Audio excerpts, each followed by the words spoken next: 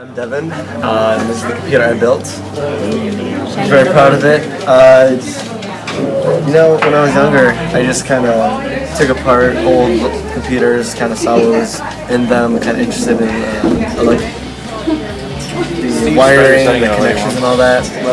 So it's a pretty good experience. I mean, building it from scratch, from the memories to the CPU to the motherboard and all that. It's fun, and I liked it. I'm glad that someone else is going to be using this computer later on for schoolwork or something, and the sticker now knows who built it. There it is. So, very proud of it.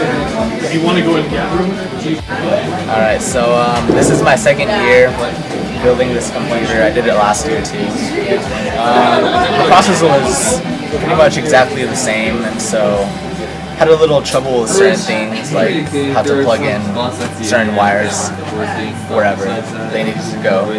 And yeah, it was pretty fun overall. A lot of just hardware, just screwing things in and plugging stuff where they need to go. I don't want to say it.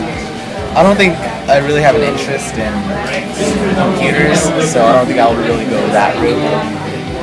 It's interesting, but not really my thing. So yeah, it felt pretty good making this. We got the little sticker here.